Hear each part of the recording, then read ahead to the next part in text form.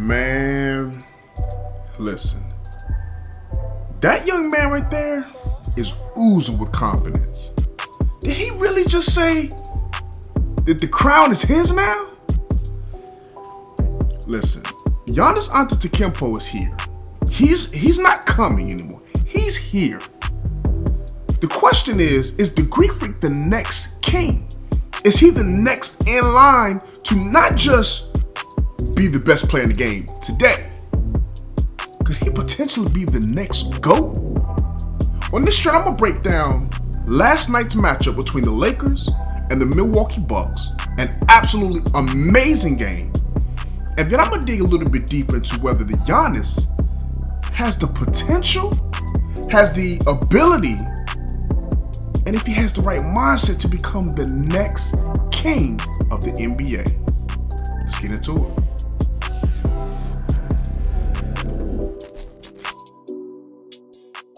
Welcome back to Journey of a Ballaholic, the best talk show for basketball addicts. I'm your host, General Hannibal X. Now, in this journey, we're going to be discussing last night's matchup between the LA Lakers and the Milwaukee Bucks. Now, this right here was an absolute barn burner. It definitely lived up to the hype and all the expectation everybody had coming into it. But it was something that happened that really, truly was eye-catching. Not the fact that LeBron James had another triple-double. It wasn't the fact that Anthony Davis went off for about 36 and 10 with about 3 blocks. And it wasn't even the fact that Giannis Antetokounmpo had 34 points, 11 rebounds. The biggest and most surprising outcome of this entire game was the fact that Giannis hit not 1, not 2, not 3, not 4, but 5 threes. There was a play, the second 3 of the game, an absolute air ball. And the very next time he got the ball, without hesitation, 3 feet behind the three-point line, stroked it nothing but net. For those Kobe Bryant Laker fans, if you remember back when the Lakers were going up against Utah, Kobe was just a young pup, and he shot air ball after air ball after air ball in the playoffs. You had to love and respect the fact that he was still willing to have the confidence to take those shots. That's what I saw, even though last night was just a regular season game, and we'll get into the actual game. But the ability for him to airball a 3, because this one had a playoff atmosphere. Nobody could question that. This right here, though it was just one regular season game, it was a playoff atmosphere. And Giannis airballing a 3, turning right back around and nailing the next one, that his confidence, man, is at an all-time high. In the last video, I talked about how he's shooting over 5 threes a game this season, which is almost double for what he shot last year. And he's shooting them at a very good clip. I think he's about 33-34% from the 3 on the season. But what's even better than that is the fact that over the last 8 games, this month, in the calendar year of December, he's shooting 45% from deep. 45%. When you've got a guy who is literally something that's made in a lab, I mean, we've never seen anything like this. His size, about 6'11", long wingspan. If you saw him standing next to LeBron James, you can see the difference between these two and their body frames. Long, athletic, strong. The gait that he has to be able to get from the perimeter to the basket so quickly. And then he's going to add, or has added, and is still adding, a deep ball shot and the confidence to take, not just a guy. Here's the difference. And I heard it put well just yesterday. There are guys who take threes, and then there are shooters, right? Giannis is not a shooter, okay? But he's a guy who can take and can make threes. When Jason Kidd came into the NBA, even Rajon Rondo now, these are guys that were not shooters. They wouldn't really even take them, and the ones they did, they missed a lot of them. But toward the end of their career, they started to make them. We're starting to see Giannis take that type of a leap, where now he's taking them confidently. He took 8 3-pointers last night. In a close playoff atmosphere type game, he took 8 threes and made 5 of them. If this man is going to be able to make threes Now let's be realistic. He's not going to continue to shoot at 45% like he's doing for the month of December. Even though it's not a small sample size, but even though it's not a huge sample size, he will not be able to continue to shoot at that clip. But he doesn't have to. If he's able to just shoot at 35, 36%, which is about league average, from 3 consistently, and he's going to take 5 or 6 shots a game, he becomes virtually unguardable. He's already, all right, here, check this out. Anthony Davis last night, if you saw one of the first couple of possessions, was able to thwart his ability to get to the rim when they were going head up, right? I love the fact that Davis took that challenge, went head to head with him, and the first couple of possessions, Giannis tried to get by him, and Davis was able to move his feet. Davis is one of the few people in the NBA that has the size, the length, and the defensive acumen and mentality to be able to move with Giannis on the perimeter or on the box. But in today's NBA, where you can't hand check, it's almost impossible to truly stop him from getting to the basket, as good of a defender as Davis is. So Anthony Davis had to back up to give him a little bit of space so that he wouldn't pick up fouls trying to move his feet to stay in front of him. And Giannis took what the defense gave them. 3-ball after 3-ball. So if he's going to be able to have an elite defender like Davis back up off of him, and he's going to be able to hit that shot, how do you guard that? The answer is you can't. You literally cannot guard Giannis and the Milwaukee Bucks, because you got to give them credit. The reason the Bucks are such an elite team, and right now, without question, they are the best team in the NBA, bar none. Even though last night was only one game, and even as Giannis said, it's just one regular season game. That one game matters. It matters. The Milwaukee Bucks have played the Clippers twice, they've played the Rockets once, and they played the Lakers once, and they're 4-0. One of those games against the Clippers, they absolutely destroyed them, was up 41 points against them at one point. Last night, they were up 21 on the Lakers, who have 2 top 5 players in the game. Now, granted, the Lakers in the first half came out sleepwalk, specifically in that second quarter. The first quarter, it wasn't a lot of flow to the offense. I think it was maybe a little nerves, a little jitters or something, because I think LeBron and Anthony Davis started about 1 for 11 from the field.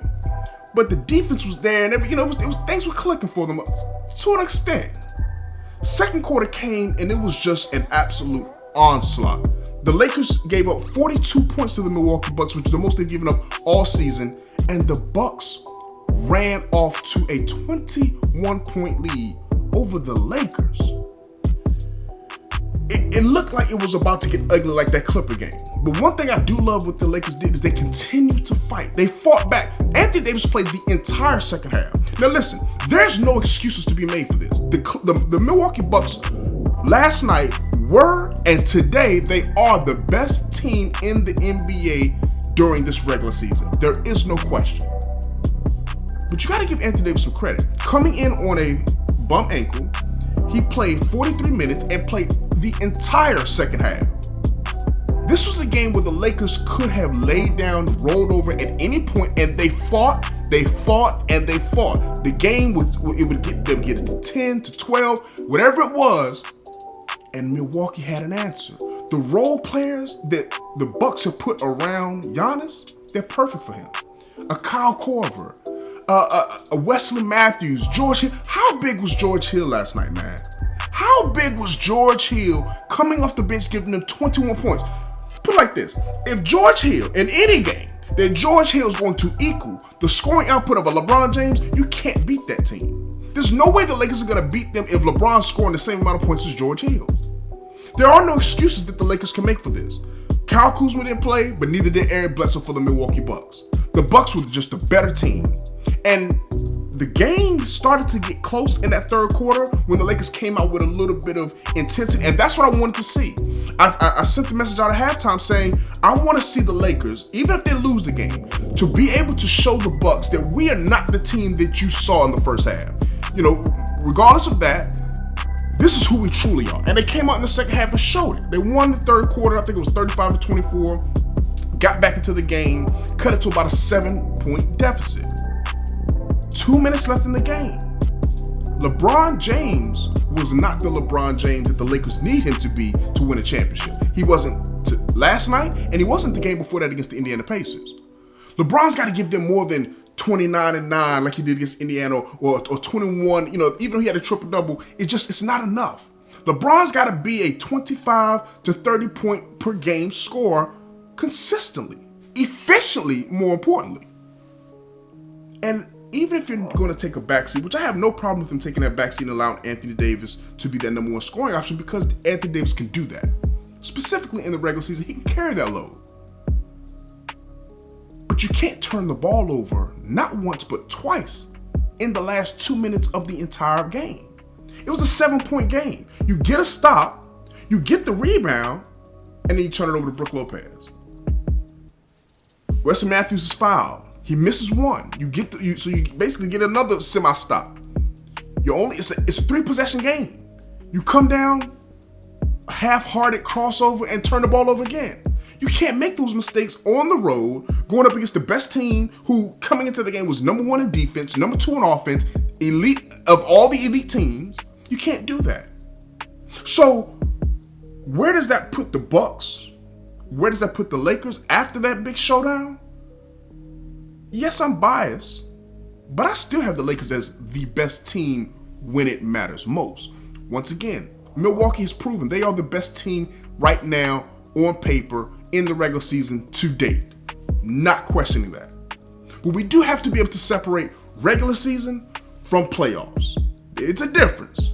As Greek Freak showed last year in the playoffs after winning his first regular season MVP, which he will be back-to-back MVP, he's earned that. But what he has to show us, and what he has to show me before I'm willing to really truly give him the crown, he's got to show that he can do it in the playoffs. Don't forget, Milwaukee Bucks went to the Eastern Conference Finals just last year, had a 2-0 lead on the Toronto Raptors. Remember, the first 2 games were in Milwaukee. Games 3, Games 4 in Toronto, they lose those. Game 5 comes back home in Milwaukee. Now the pressure's on. You got to win this one. Giannis didn't get it done. Game 6, you didn't get it done. 4 straight games you lost to Toronto. So that still hangs over Giannis as James Harden's playoff fares hang over him.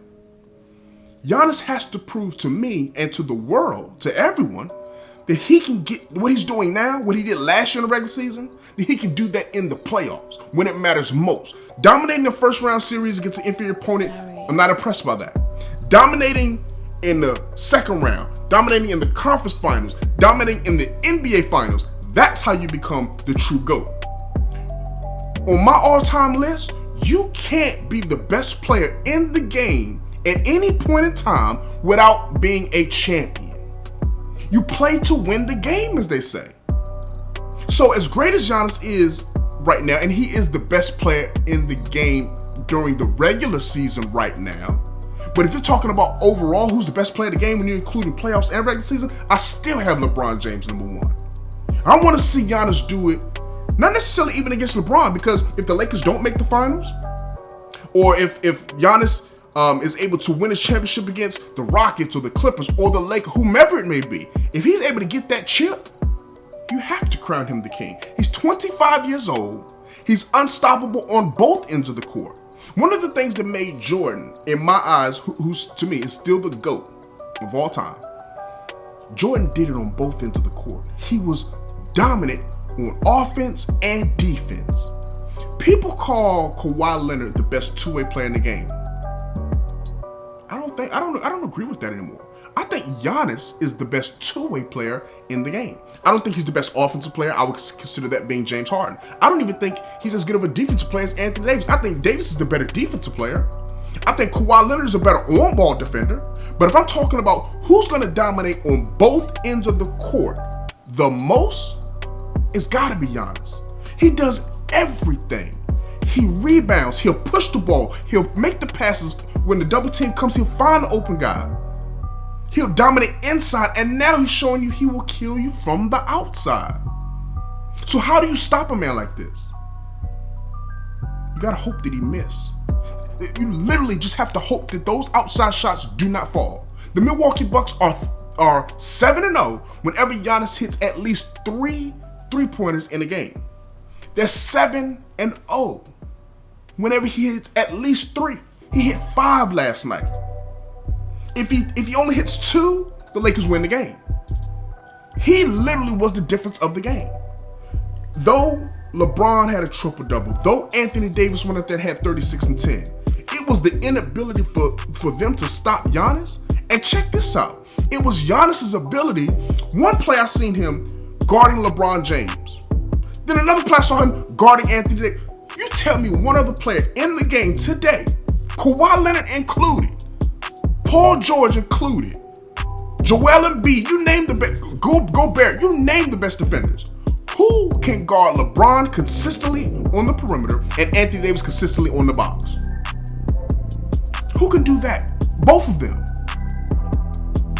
The Greek Freak is unlike anything we've ever seen. And if he's going to become the GOAT, going back to my point about Michael Jordan, he has to continue to be able to show that he can do it on both ends, and he's doing that. Remember, he's only 25. He still is getting better. He's probably 85, maybe 90% of what he's going to truly become.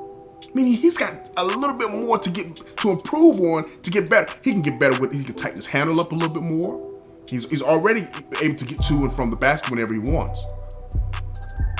He can get that mid-range, that one dribble pull-up, and the post game where he can really start fading away. Imagine Giannis getting on the box, getting a post game that LeBron James still truly hasn't mastered, which is unfortunate.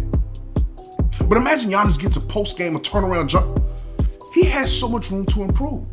So I love the confidence. I love the putting the crown on the head. I love that. I love that. That's that Kobe Bryant Mamba mentality. I love it.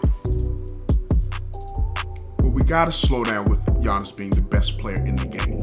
We've got to slow down just a bit until he's able to prove he can do it in the playoffs.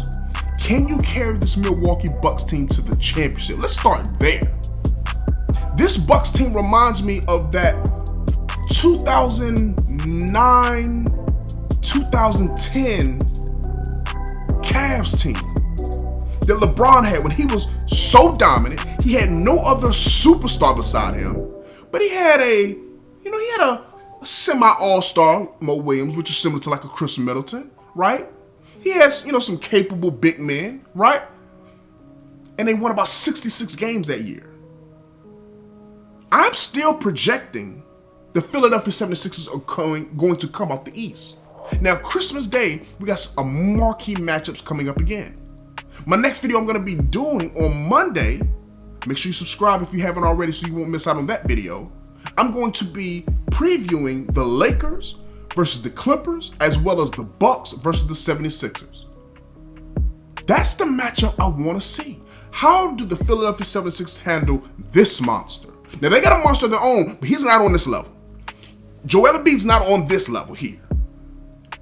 There's not many that are. So, how does Giannis handle the size of a Ben Simmons and a Horford and an Embiid? I mean, they got multiple guys they can throw at them. We got to see. That size gave him trouble last year against Toronto. We got to see how he handles it this year. The Lakers' size, it didn't matter because he was able to hit from the outside. Can he replicate that in Philly? The Lakers, they've got to get back to the drawing board. This one loss, this is the first time they've lost back-to-back games all season.